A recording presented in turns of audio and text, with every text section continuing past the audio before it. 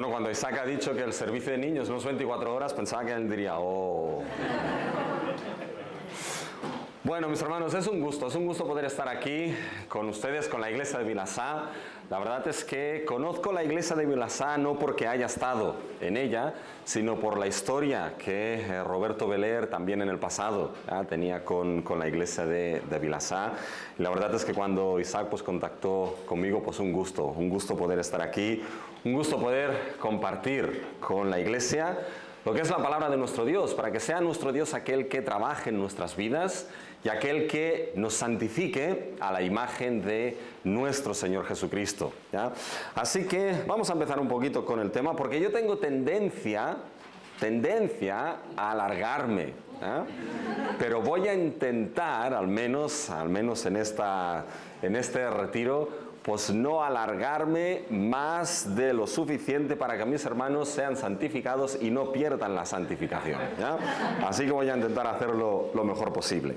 Pero más que nada, ¿qué es lo que vamos a ver en estos días? Bueno, en el día de hoy, en el día de mañana, como bien se ha dicho, vamos a estar tratando el tema de la santificación en nuestro Señor Jesucristo. Esto es vital, eso es esencial.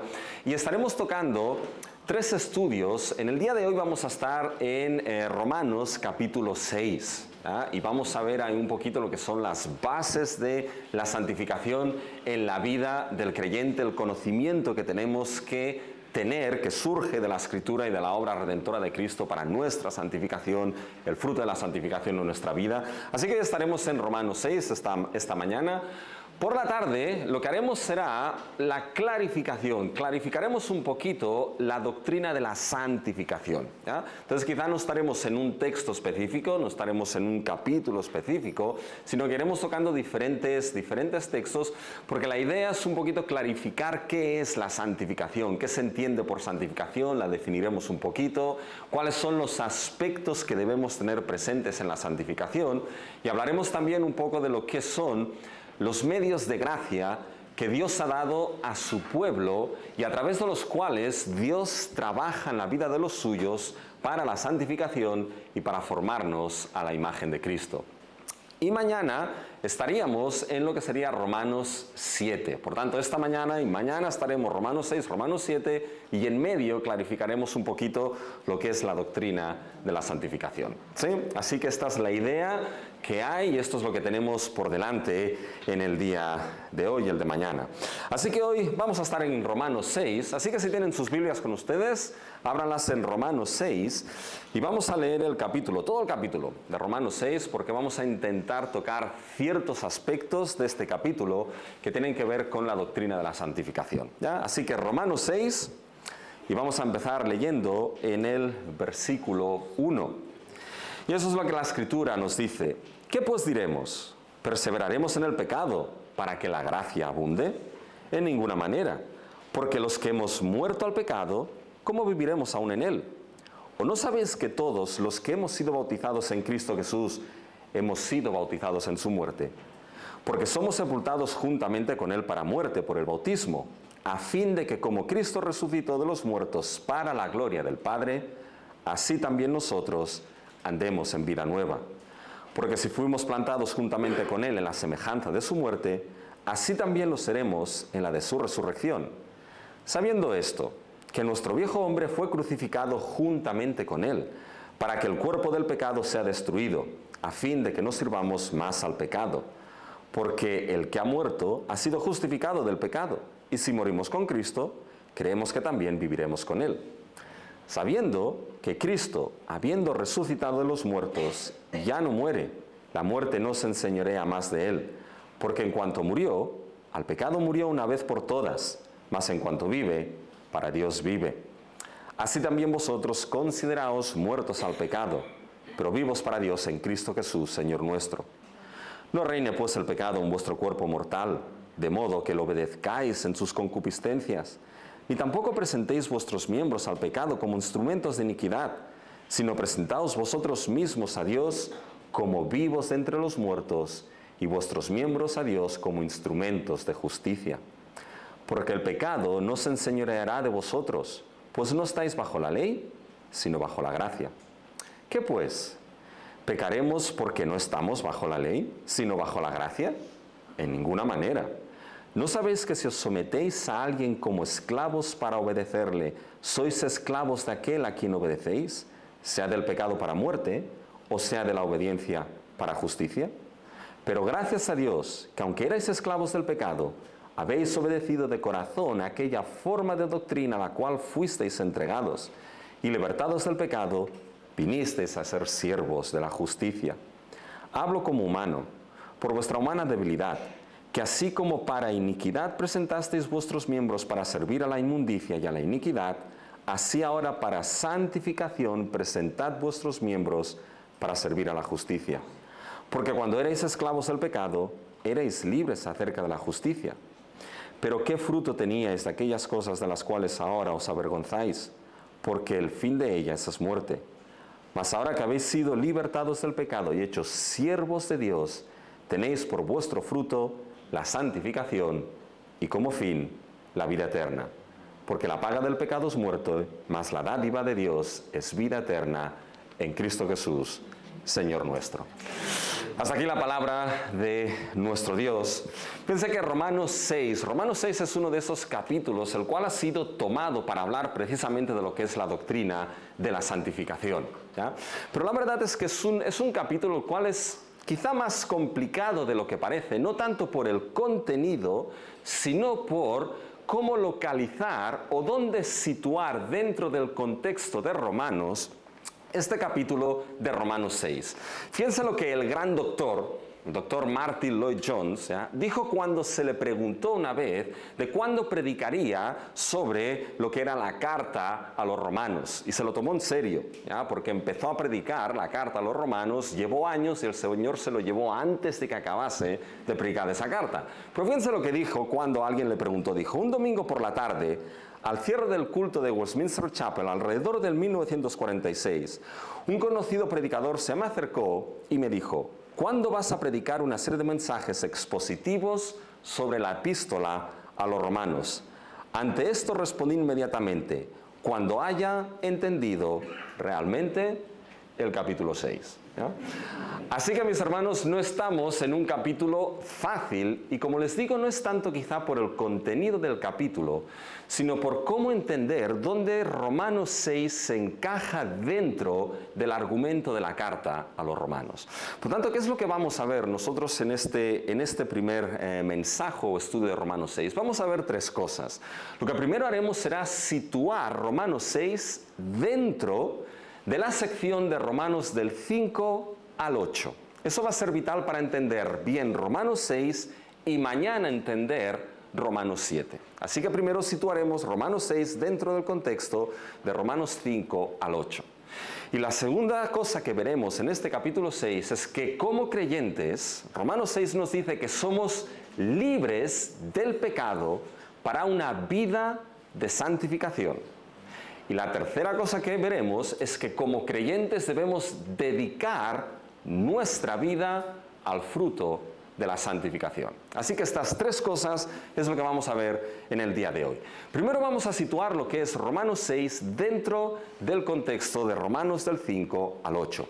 Y fíjense, esta sección de Romanos del 5 al 8 conforma una sección dentro de la carta de los Romanos. Es una unidad, en cierta manera, que podríamos tomarla de manera independiente dentro de la carta a los Romanos. Y hay muchos que en cierta manera han dicho, bueno, Romanos del 5 al 8 va sobre lo que es el desarrollo de la justificación por la fe. Pablo sigue desarrollando y explicando más lo que es la doctrina de la justificación por la fe. Porque fíjense cómo empieza Romanos 5. Estoy seguro que es un texto que todos lo saben.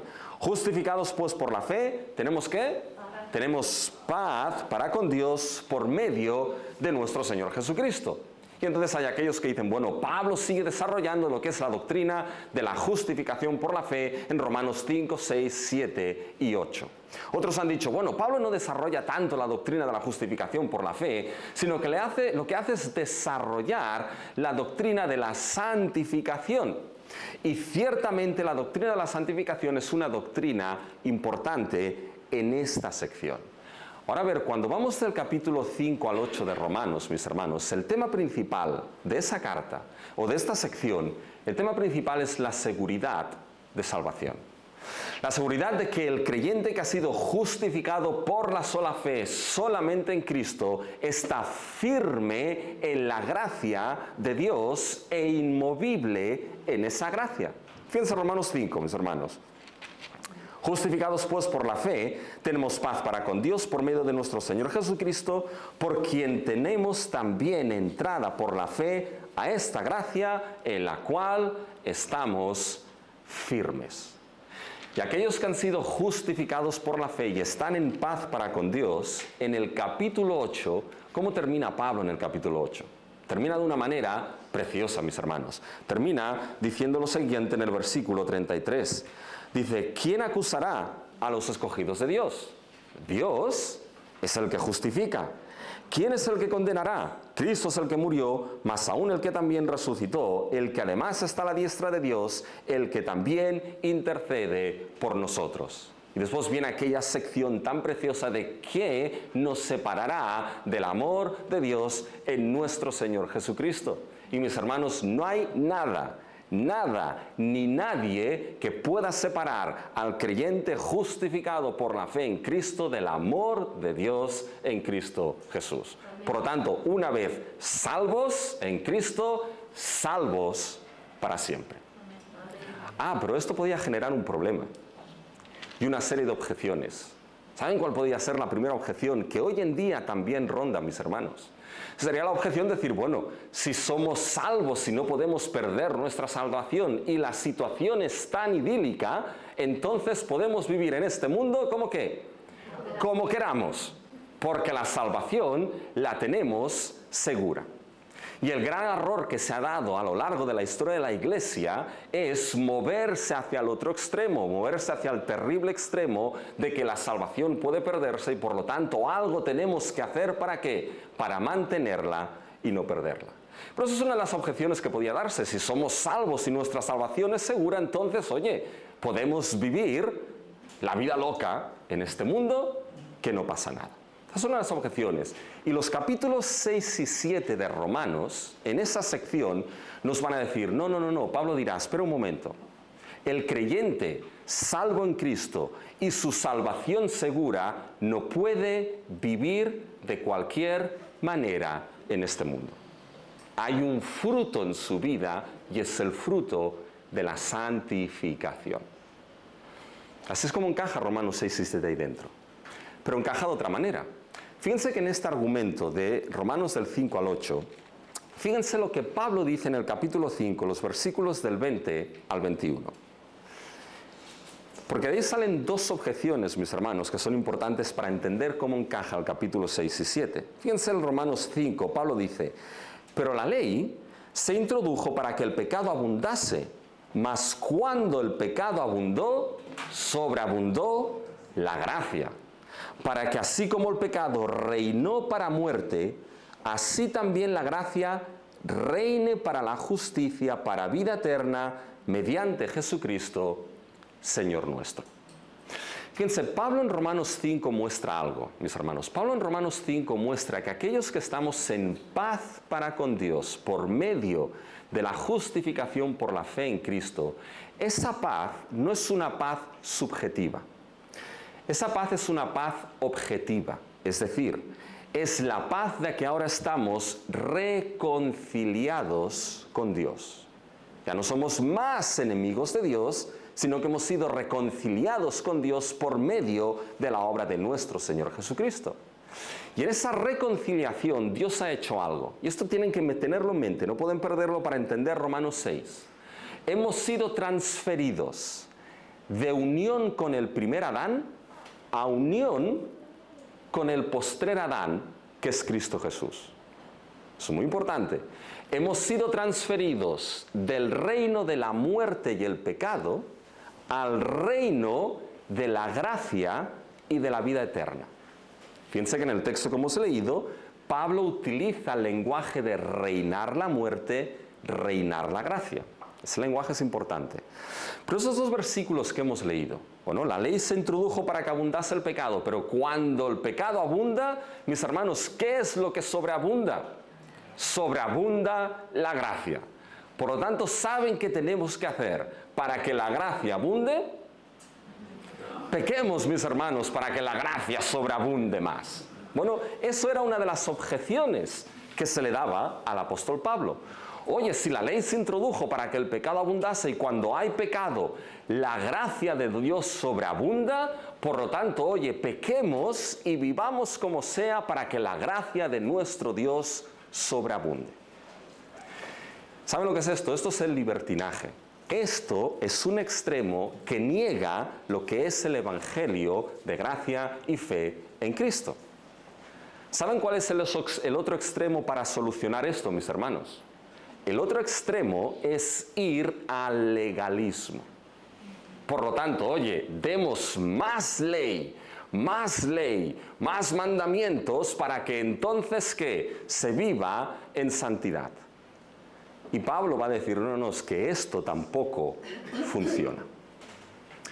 Romanos 6 y Romanos 7 va a ser la respuesta a esos dos extremos, que niegan el evangelio y no son el evangelio. Y Romanos 6 será la respuesta a esa visión de libertinaje del evangelio. Pequemos para que la gracia abunde. Y en ese contexto entra Pablo y entra en nuestro capítulo, Romanos 6, y lo primero que nos dice Pablo es decir, oye, el cristiano es libre del pecado para vivir en el fruto de la santificación. Y en este tema, fíjense que lo primero que nos va a mostrar Pablo es un principio claro en la vida de todo creyente. Y es el principio de que todo creyente está muerto al pecado. Fíjense ahora sí estamos en Romanos 6, ahora ya estamos situados. Fíjense en Romanos 6, fíjense el versículo 1 y el versículo 15. Tienen dos preguntas que son muy parecidas y son prácticamente sinónimas. ¿Qué, pues, diremos? Versículo 1. Fíjense ahora en el versículo 15. ¿Qué, pues? Son dos preguntas muy parecidas que lo que hacen es dividirnos el capítulo 6 en dos grandes secciones. La primera sección, del versículo 1 hasta el 15, Pablo nos mostrará que el cristiano es libre del pecado para la santificación. Y de Romanos 15 en adelante nos mostrará que el cristiano tiene que dedicar su vida a la santificación. Vamos al primer punto. Libres del pecado para el fruto de la santificación. Y aquí Pablo nos muestra ese principio que les he dicho, el principio de que todo cristiano está muerto al pecado. ¿Pecaremos para que la gracia abunde?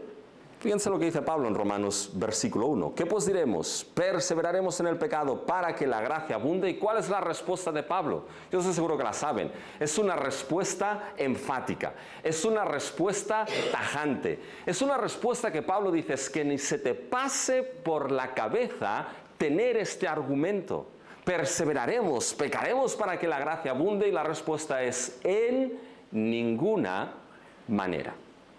Es decir, Pablo muestra de que es una incongruencia, es incompatible pensar que uno ha sido salvo por gracia y por fe y que puede perseverar y vivir en una vida de pecado. Digo, esto es incompatible con el Evangelio. Dice, eso no funciona así. ¿Por qué? Fíjense el versículo 2. Porque los que hemos muerto al pecado, ¿cómo viviremos en él? Fíjense la situación que muestra aquí de todo creyente. Los que hemos muerto al pecado. Y es importante identificar quiénes son los que han muerto al pecado. Porque esto no es una realidad de supercreyentes. ¿Ya? Hay supercreyentes, mis hermanos, que se abren las camisetas y sale una S aquí, supercreyente. ¿Ya? No es esto. No son de aquellos creyentes que han llegado a un nivel de santidad extremo distinto al resto de creyentes de a pie. No, mis hermanos. Esa realidad que Pablo establece aquí, y él se sitúa, los que hemos, incluso él, los que hemos muerto al pecado, ¿cómo viviremos él? Esa realidad de estar muertos al pecado es una realidad de todo aquel que ha sido justificado por la fe en Cristo Jesús. Es una realidad, mis hermanos, de todo creyente que ha sido justificado y que ha sido salvo por gracia en Cristo. El creyente salvo por fe es muerto al pecado. ¿Y qué significa esto? Déjenme que les diga lo que no significa. Lo que no significa, mis hermanos, es que el creyente no tenga más tentaciones en su vida. Pablo no está diciendo esto. El creyente será tentado, el creyente pasará por tentaciones.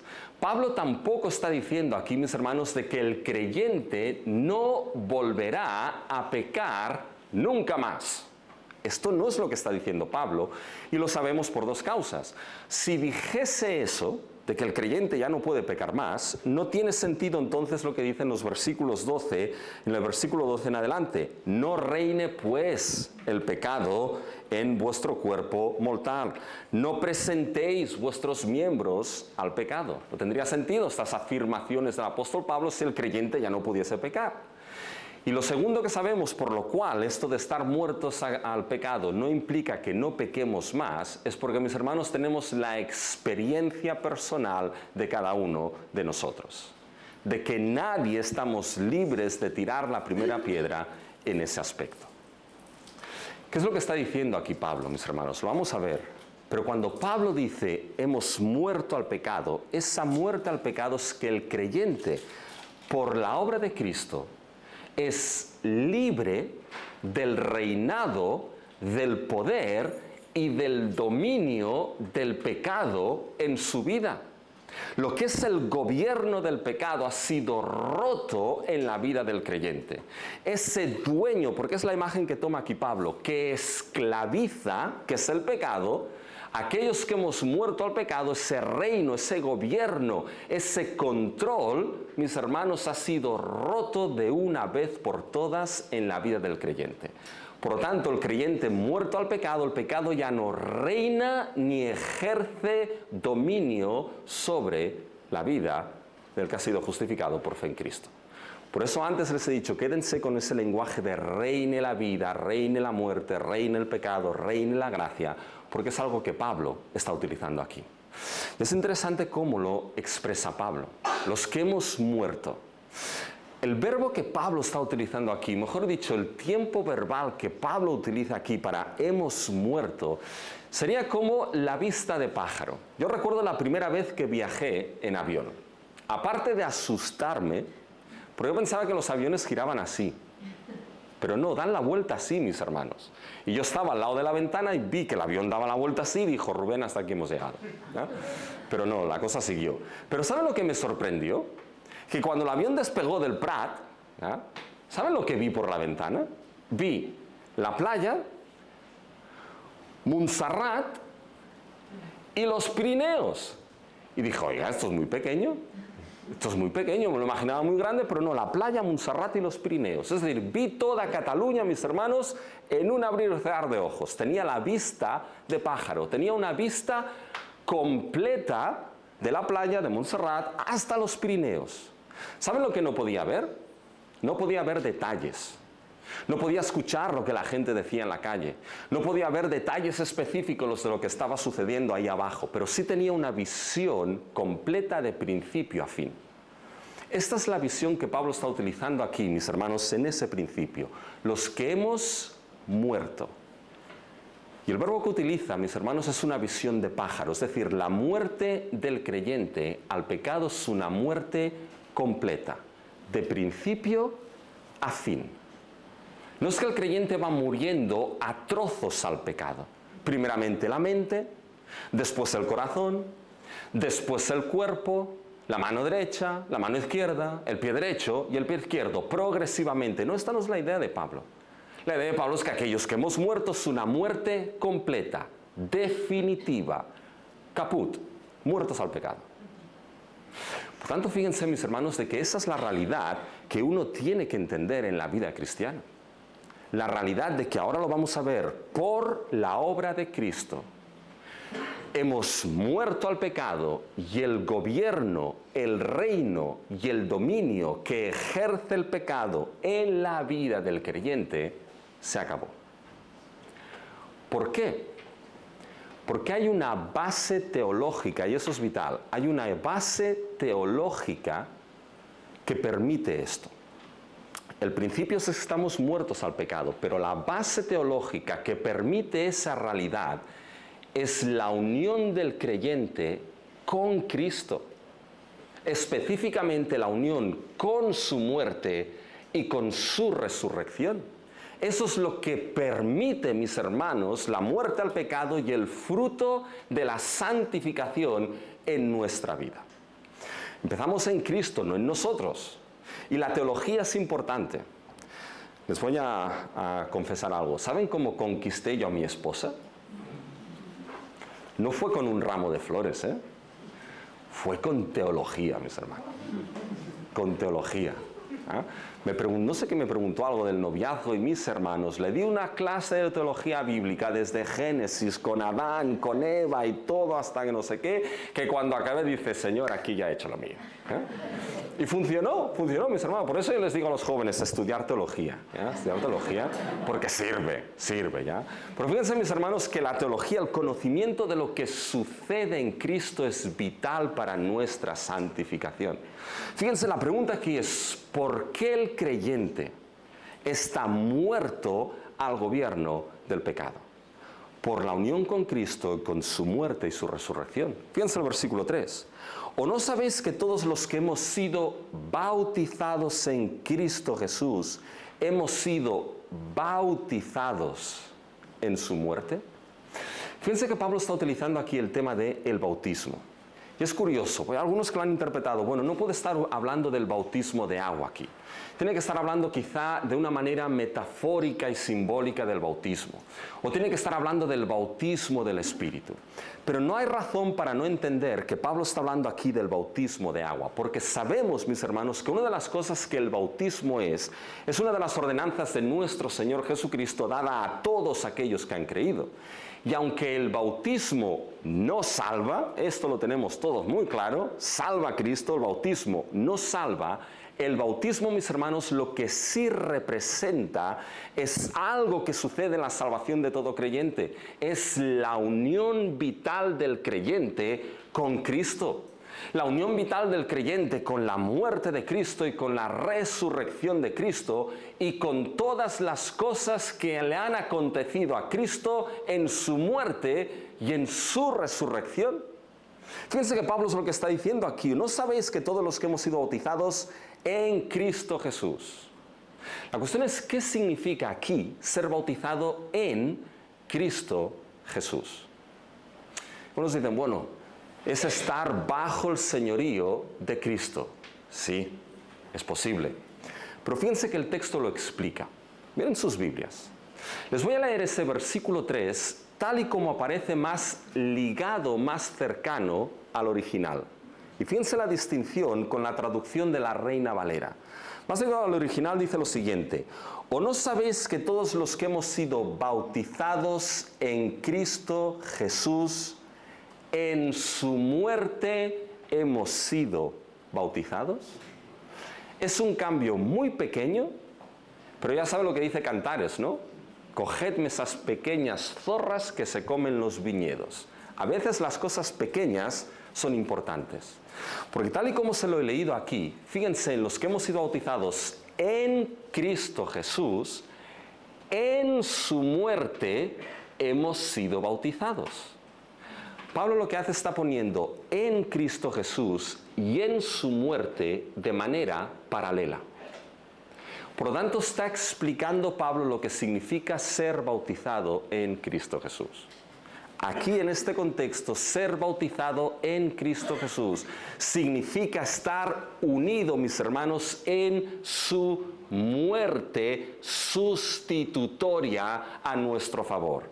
Implica ser unidos, mis hermanos, a lo que aconteció a Cristo Jesús cuando murió en aquella cruz en el lugar del pecador, en el lugar de aquellos que han sido justificados por la fe. Y la realidad de lo que sucedió a Cristo en la cruz, vamos a ver que Pablo dirá, esto es lo que sucede a todo creyente unido a Él en su muerte. Fíjense, Pablo lo explica en el versículo 4. Porque somos sepultados, o más bien esto sería resultado, porque somos, o por tanto somos sepultados, fíjense ahora, juntamente con Él para muerte por el bautismo.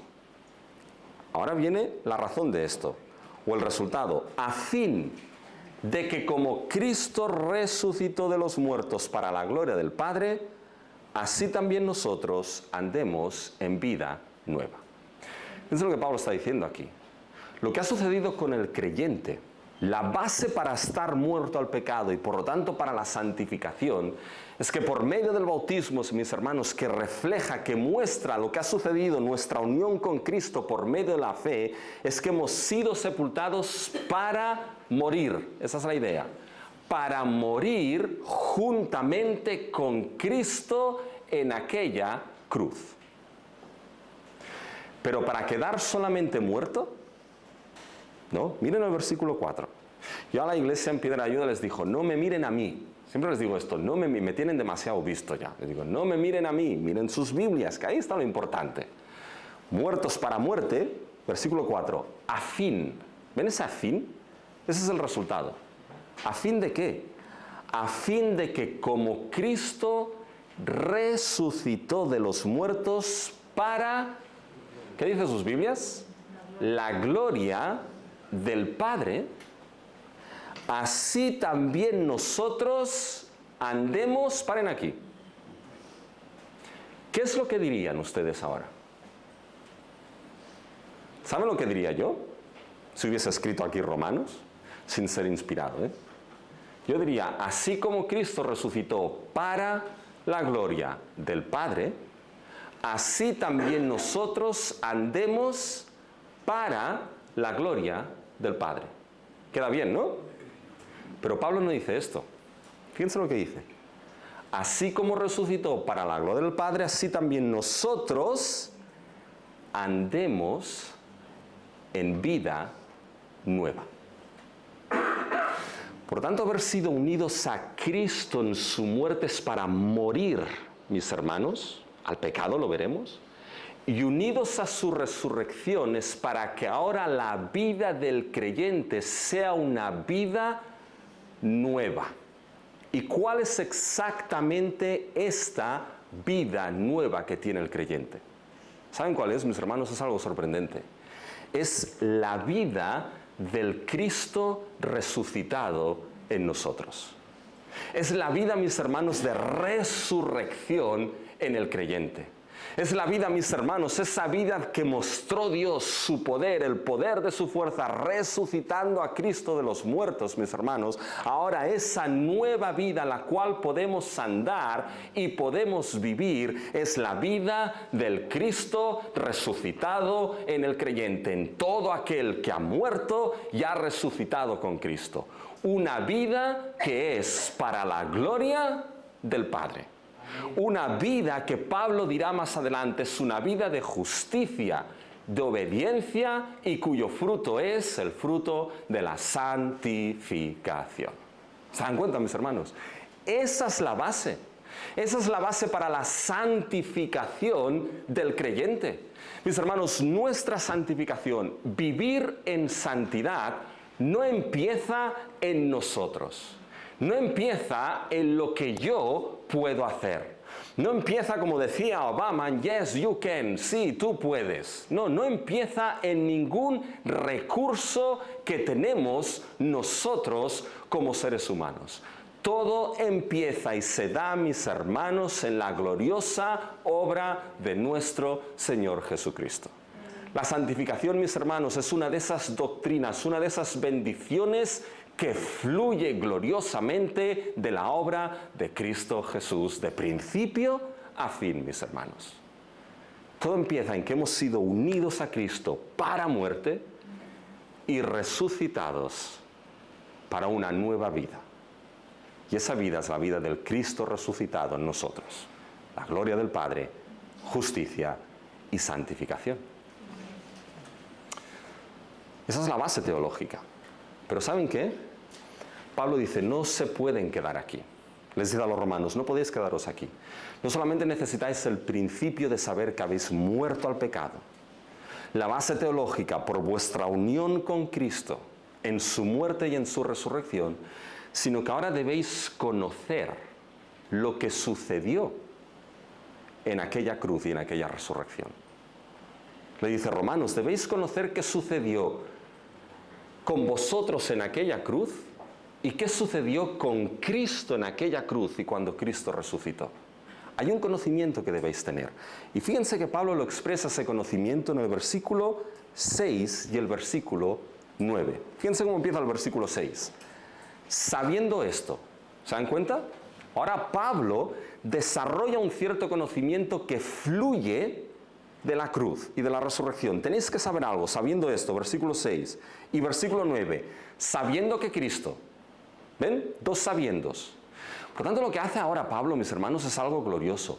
Pablo nos abre una ventana a lo que sucedió en la cruz y en la resurrección. Nos abre una ventana que podamos contemplar del versículo 6 hasta el 8, podamos contemplar qué es lo que sucedió con nosotros cuando Cristo murió en aquella cruz. Y del versículo 9 hasta el 11, mis hermanos, nos va a abrir una ventana a qué es lo que sucedió con Cristo en la cruz y en la resurrección. Dice, esto es lo que tenéis que saber para vuestra vida de santificación. Y lo primero que tenéis que saber, versículo 6, fíjense, sabiendo esto, que nuestro viejo hombre fue crucificado juntamente con él. Bien, paremos aquí. Nuestro viejo hombre fue crucificado juntamente con él. La cuestión es quién es ese viejo hombre que fue crucificado juntamente con él. Cuidado qué teorías lanzan, ¿eh? ¿Quién es ese viejo hombre, mis hermanos? Yo nos he dicho, bueno, es nuestra vieja naturaleza. Esa vieja naturaleza fue crucificada juntamente con Cristo en la cruz y ahora tenemos una nueva naturaleza. Y esa vieja naturaleza ha sido sustituida por una nueva naturaleza que tenemos. Pero ¿saben? Lo que Pablo aquí está diciendo, mis hermanos, ahora les voy a decir algo un tanto extraño, ¿ya? Pero creo que lo tengan en mente. No solamente es el tema de nuestra vieja naturaleza. Ese viejo hombre es todo lo que éramos. Y ahora aquí viene lo extraño, ¿eh? ¿Están preparados? ¿Sí? Porque se lo voy a preguntar después, ¿eh? Es todo lo que éramos, mis hermanos, en una relación corporativa. Dicen, bueno, aquí ya el asunto se lió, ¿ya? Dice, Rubén, teología está bien, pero tanta, ya no nos pasemos, ¿no?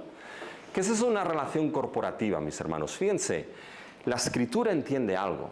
La Escritura entiende que todo ser humano caído, su representante corporativo, aquel que representa a toda la raza humana caída, es el primer Adán.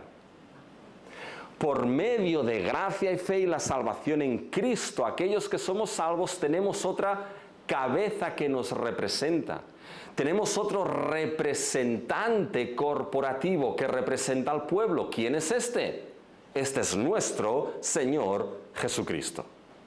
Estando unidos al primer Adán, mis hermanos, estamos unidos a todo lo que era Adán, a su corrupción, al pecado, a la muerte. Estando unidos al postrer Adán, estamos unidos, mis hermanos, ¿a qué? A todo lo que sucede al postrer Adán, a la gracia, a la vida, a la justicia, al reino.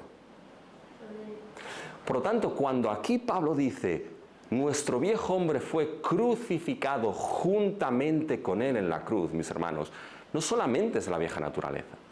Lo que está diciendo es que todo lo que erais en vuestro primer representante, todo lo que erais en el primer Adán fue clavado en aquella cruz juntamente con Cristo. Y de ahí entonces pasasteis al otro representante que es el postrer Adán, Cristo Jesús. Todo lo que erais hundidos en el primer Adán, sujetos al reino de la muerte, sujetos al reino del pecado, quedó crucificado con Cristo en aquella cruz. Para un propósito muy importante. Fíjense ahora. Pablo está desarrollando ese conocimiento. Fíjense el versículo 6. Para que el cuerpo de pecado fuese destruido. Con un resultado. A fin, fíjense, de que no sirvamos más al pecado. ¿Se dan cuenta, mis hermanos? Dice, todo lo que erais en el primer Adán quedó en aquella cruz. Y eso fue para que el cuerpo del pecado, no el cuerpo físico, mis hermanos, no hay nada malo en el cuerpo físico, salvo cuando a uno le empiezan a doler las caderas y las rodillas y todas estas cosas, ¿ya? Pero no es eso, mis hermanos. El cuerpo de pecado es lo que éramos en ese primer Adán, quedase destruido, anulado, perdiese todo su dominio y todo su control para un resultado glorioso en la vida de aquellos que han muerto juntamente con Cristo, a fin de que nos sirváis.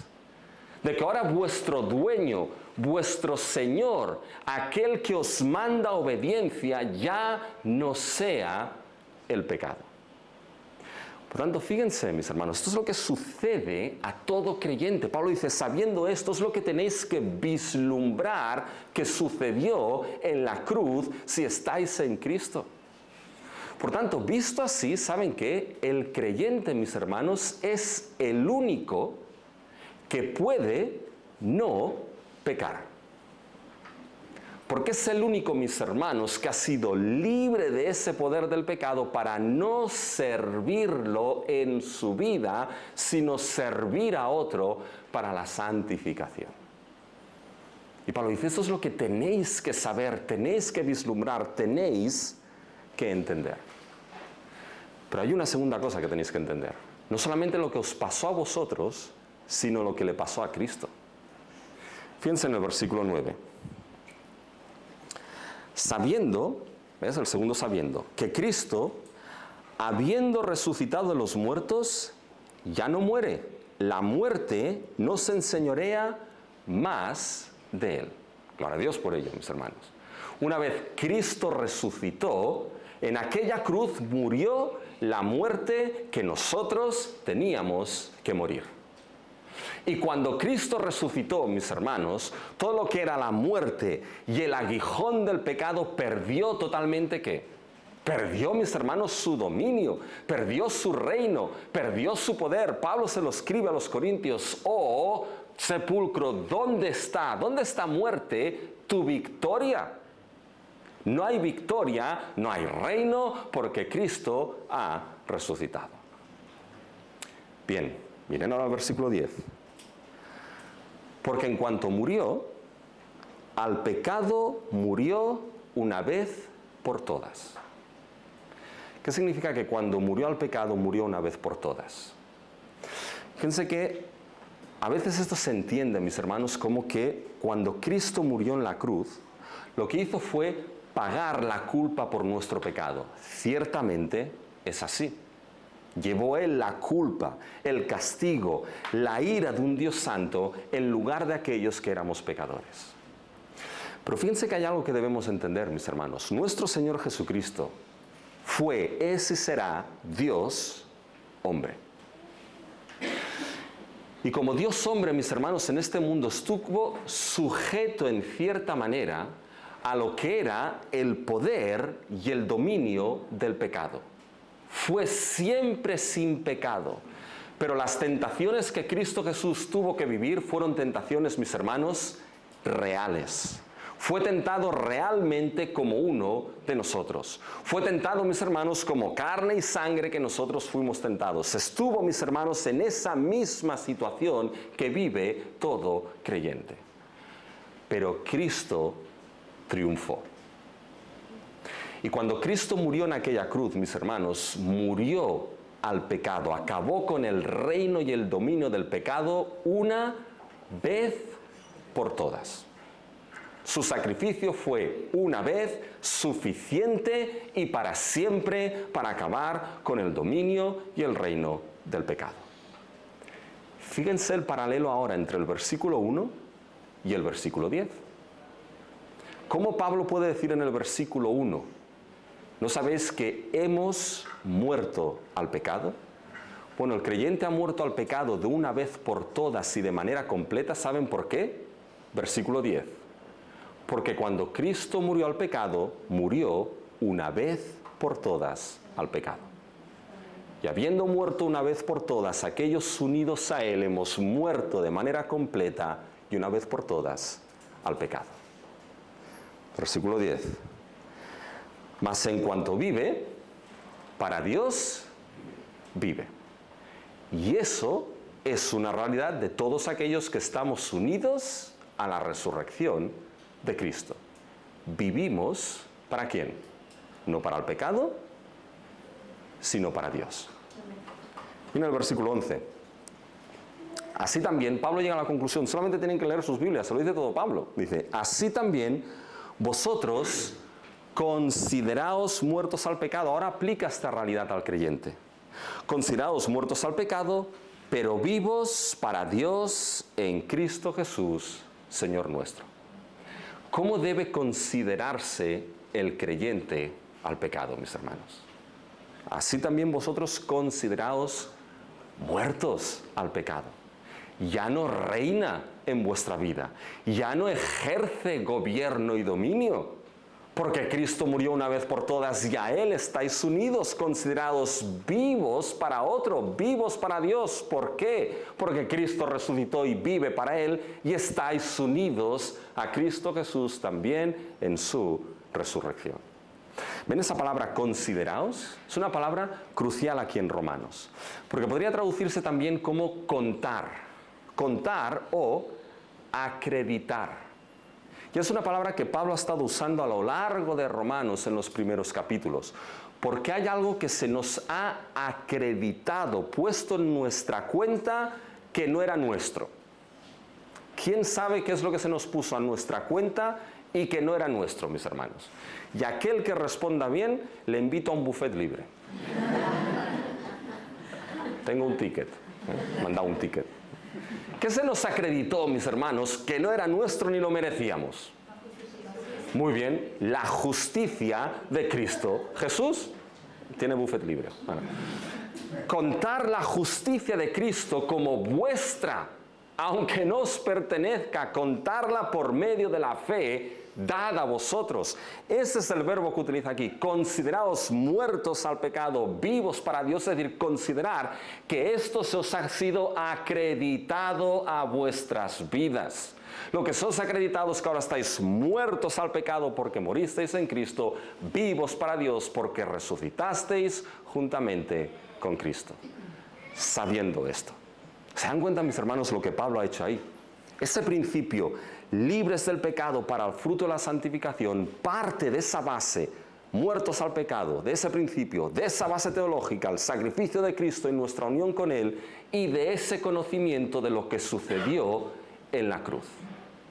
Mis hermanos, para vivir en santificación, el primer conocimiento que tenemos que tener, donde debemos ir, sumergirnos y meditar, no es primeramente, mis hermanos, en la ley de Dios y todos sus mandamientos que son buenos, agradables y perfectos, mis hermanos. ¿Saben dónde tenemos que ir para la santificación en nuestra vida? Tenemos que ir, mis hermanos, al Evangelio de gracia y fe de nuestro Señor Jesucristo. Tenemos, mis hermanos, que sumergirnos y meditar y entender qué es lo que sucedió con Cristo y con nosotros en aquella cruz. Y contemplar día tras día lo que sucedió en aquella cruz gloriosa de nuestro Señor Jesucristo. Y contemplar y meditar cada día, mis hermanos, esa tumba vacía donde Cristo resucitó victorioso, mis hermanos. Y esa vida para la gloria del Padre es la vida que ahora opera en nosotros. La santificación no es, mis hermanos, nuestra obra. Es el fruto que surge de la obra de Cristo. Y para crecer en esa santificación, mis hermanos, debemos meditar e ir al Evangelio de gracia y fe de nuestro Señor. En base a eso, es que ahora Pablo, fíjense en los versículos 12 y 13, ahora puede decir lo siguiente: no reine pues el pecado en vuestra vida. Ahora pasa el imperativo, hay una responsabilidad, lo veremos. La parte de la santificación implica una responsabilidad en el creyente, pero parte todo de la obra de Cristo. No pongamos, ¿cómo es esto? El carro delante del burro, era así, ¿no? Sí, ¿no? No cambiemos el orden, mis hermanos. Es primeramente lo que hizo Cristo. Ahora por ello, Pablo dice, primer imperativo, no reine el pecado en vuestro cuerpo mortal. Versículo 13, ni tampoco presentéis vuestros miembros al pecado. Ahora, como cristianos, les dice a esos justificados por la fe, a esos creyentes en Roma y a nosotros, les dice, ahora podéis hacer esto. ¿Por qué? Porque sois muy buenos y muy santos. Bueno, santos lo sois, lo veremos esta tarde. Pero no primeramente por eso, sino por lo que Cristo hizo. No presentéis vuestras vidas al pecado, sino presentaos, fíjense al final del versículo 13, a vosotros mismos a Dios como vivos de entre los muertos y vuestros miembros a Dios como instrumentos de justicia. ¿Veis? Presentar, ¿veis esos verbos presentar, presentar, presentar? Pablo lo va a volver a utilizar. Y lo va a volver a utilizar en el capítulo 12. Cuando Pablo va a rogar a esos romanos y les va a decir, hermanos, os ruego por las misericordias de Dios que presentéis vuestros cuerpos en sacrificio vivo, santo y agradable a Dios, que es vuestro culto racional.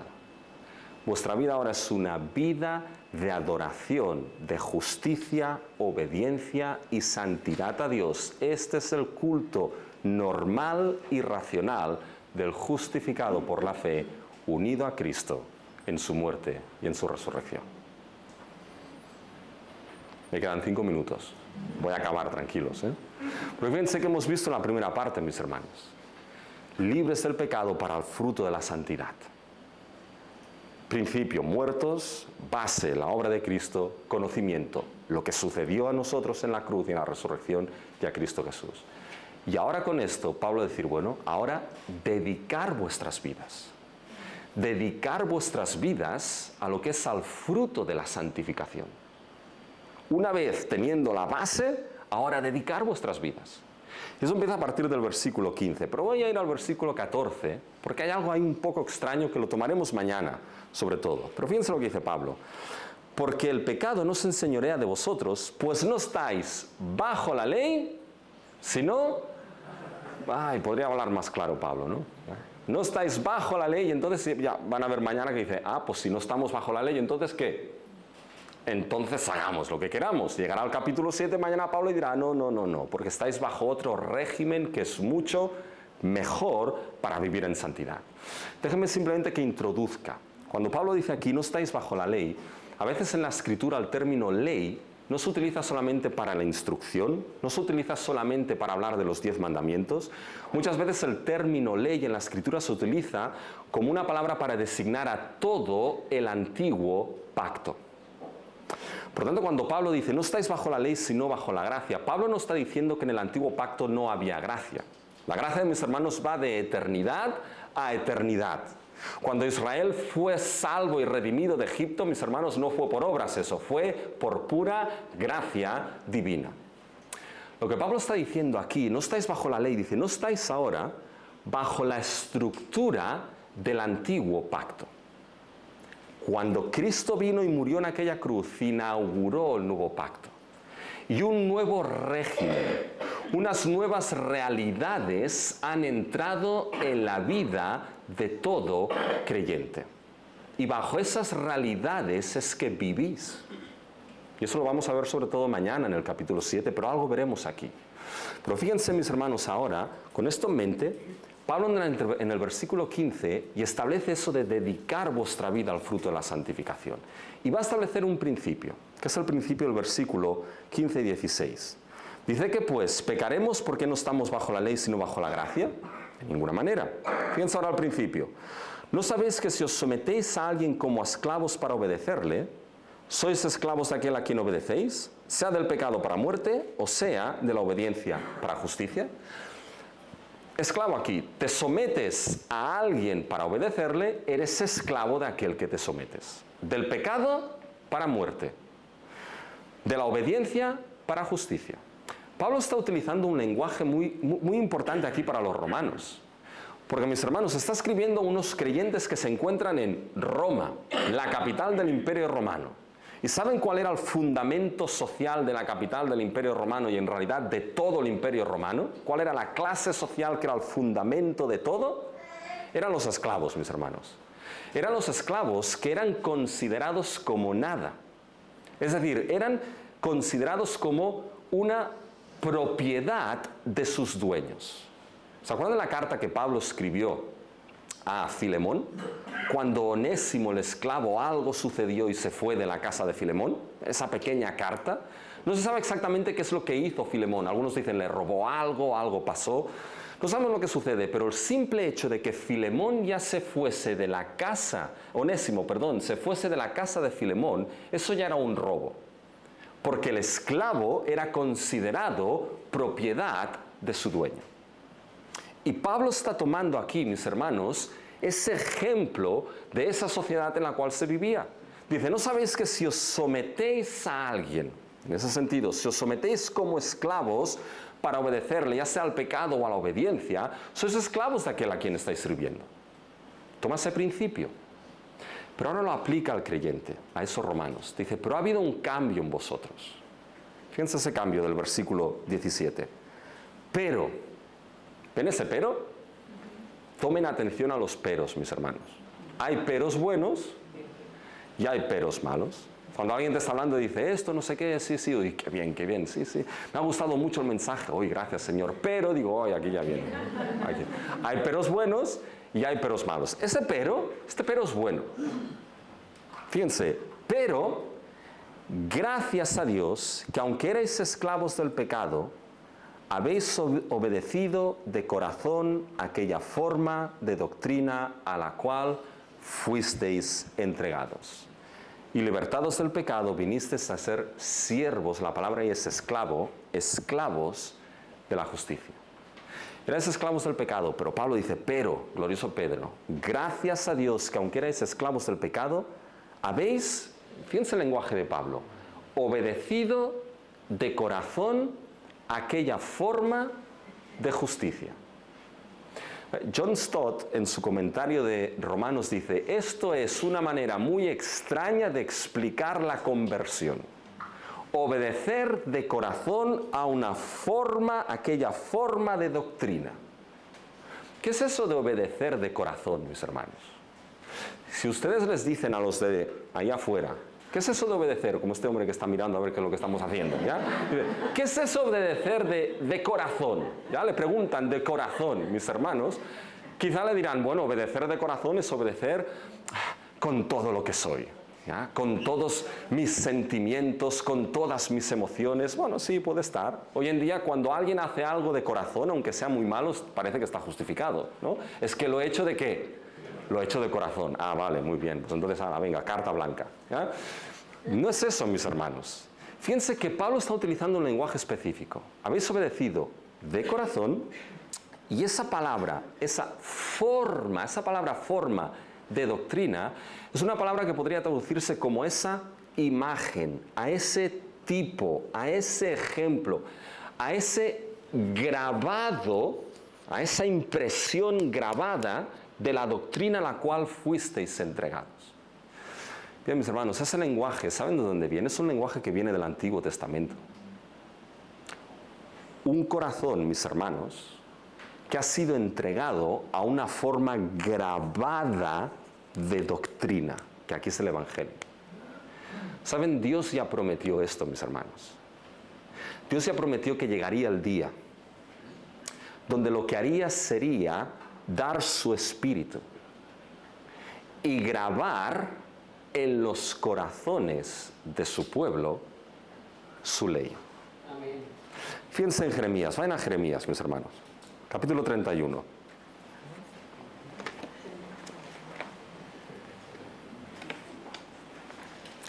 Y con esto, mis hermanos, iré terminando. Fíjense Jeremías 31. Jeremías 31, mis hermanos, es uno de los capítulos donde se nos habla de esa promesa del nuevo pacto. Ese nuevo pacto que va a venir con Cristo Jesús e inaugurado por su muerte y su resurrección, y el don del nuevo pacto, lo veremos mañana, es el Espíritu Santo. Bien, fíjense lo que dice Dios en Jeremías 31. Fíjense, empezando en el versículo 31. Dice, he aquí que vienen días, dice Jehová, en los cuales haré nuevo pacto con la casa de Israel y con la casa de Judá. No como el pacto que hice con sus padres el día que tomé su mano para sacarlos de la tierra de Egipto, porque ellos invalidaron mi pacto, aunque yo fui un marido para ellos, dice Jehová. Esto se refiere al Éxodo, en el Sinaí. Pero este es el pacto que haré con la casa de Israel después de aquellos días, dice Jehová. Escuchen el lenguaje ahora. Daré mi ley en su mente y la escribiré en su corazón. Y yo seré a ellos por Dios y ellos me serán por pueblo. Daré mi ley en su mente y la grabaré en su corazón. Mis hermanos, lo que Pablo está diciendo aquí es gracias a Dios a que esto sucedió en vuestras vidas. Y os entregasteis de corazón a esa forma de doctrina a la cual fuisteis entregados. Mis hermanos, aquí el lenguaje es lenguaje de regeneración en nuevo pacto. De que Dios obró algo sorprendente en la vida de los suyos, cambiando un corazón de piedra en un corazón de carne, mis hermanos. Y por su Espíritu haciendo ¿qué? Por su Espíritu, mis hermanos, grabando su ley, ya no era algo externo, ahora es algo interno en el creyente, mis hermanos. Esa ley que se encuentra de manera focalizada y gloriosa en el Evangelio de nuestro Señor Jesucristo. Por eso, mis hermanos, ahora la santidad en el creyente ya no es algo externo, sino que es algo que viene, mis hermanos, por un cambio generado por la obra de Cristo y el Espíritu en la vida de aquellos que han sido salvados y regenerados. Por eso la obediencia, mis hermanos, ya no va a ser una obediencia por obligación, aunque estamos obligados a obedecer, sino una obediencia, mis hermanos, por haber sido cambiados, transformados y por amor a aquel que nos ha salvado. Fíjense, y con esto termino. Fíjense, leyendo del 19 en adelante. Hablo como humano, por vuestra humana debilidad, que así como para iniquidad presentasteis vuestros miembros para servir a la inmundicia y a la iniquidad, así ahora, fíjense, para santificación presentad vuestros miembros para servir a la justicia. Mis hermanos, si todos los versículos anteriores no existiesen, sería imposible presentaros para santificación, porque se requiere la obra de Cristo, el nuevo pacto, la obra del Espíritu. Porque cuando erais esclavos del pecado, erais libres acerca de la justicia. Pero ¿qué fruto teníais de aquellas cosas de las cuales ahora os avergonzáis? Porque el fin de ellas es muerte. Ahora miren el 22, dice, mas ahora que habéis sido libertados del pecado. ¿Se dan cuenta? Ahora aquí Pablo cierra el argumento. Habéis sido hechos libres del pecado. Si yo les pregunto, ¿cómo hemos sido hechos libres del pecado? Espero que me respondan, porque si no tengo que volver a decirles todo lo que he explicado, mis hermanos. ¿Ah? Habéis sido libres del pecado, fuera de la esclavitud del pecado, pero eso parece una paradoja. Dice, bien, soy libre. Espérate. Libres del pecado, pero no para que quedes haciendo lo que quieras. Libres del pecado, pero fíjense el versículo 22. Y hechos siervos, la palabra ahí es esclavo, hechos esclavos de Dios. La gran diferencia, mis hermanos, es que siendo esclavo del pecado, el fin último, ¿saben cuál es? Es la muerte y la condenación. Pero por la gracia de Dios, habiendo sido hechos esclavos de Dios, mis hermanos, es donde está la verdadera libertad ahí. Porque el fruto que surge de esa esclavitud, ¿cuál es? Y tenéis por fruto vuestra santificación. No es vuestra obra, es el fruto que surge por lo que Dios ha hecho en vosotros. Y el fin es la vida eterna. No que lleguéis a esta vida eterna por hacer más frutos de santificación, eso sería por obras, mis hermanos, sino que esa dedicación a este fruto es evidencia de algo en vuestra vida, de que habéis sido unidos al que murió y al que resucitó para la gloria de Dios Padre. ¿Cómo es esto posible? Porque, mis hermanos, la paga del pecado es muerte, pero la dádiva de nuestro Dios en Cristo Jesús, ¿qué es? Es la vida eterna. Por tanto, mis hermanos, todo creyente es libre del pecado para el fruto de la santificación. Y todo creyente por la obra de Cristo debe dedicar, mis hermanos, lo que es su vida al fruto de la santificación. John Owen decía algo, decía que es el deber de todo cristiano mortificar las obras de la carne por el poder del Espíritu. Y eso es algo que vamos a ver mañana. Pero, mis hermanos, si en su vida de santificación en esa lucha que todo cristiano está, y lo vamos a ver esta tarde, en ese proceso y progreso de la santificación, mis hermanos. En algunos momentos te sientes, es que no puedo seguir adelante, es que esto es verdaderamente duro, y lo es. Hay un pequeño librito de R.C. Sproul, Creciendo en Santidad, que él da su testimonio, y dice, antes de que me convirtiese, las cosas eran mucho más fáciles. Digo, después de que me convertí es cuando las cosas se pusieron difíciles, porque había sitios donde no podía ir, cosas que no podía decir, cosas que no podía hacer. Las cosas se convirtieron mucho más difíciles. Es un camino difícil. Pero un camino, mis hermanos, que recorremos unidos a aquel que murió y resucitó. Un camino que recorremos unidos, mis hermanos, por la gracia de nuestro Dios. Y cuando esa tentación, mis hermanos, llegue, haz algo. Mira la obra de Cristo Jesús. Mira el Evangelio. Mira lo que sucedió en Cristo y lo que sucedió a ti en Cristo Jesús, en aquella cruz y en aquella resurrección. Dios nos bendiga, mis hermanos.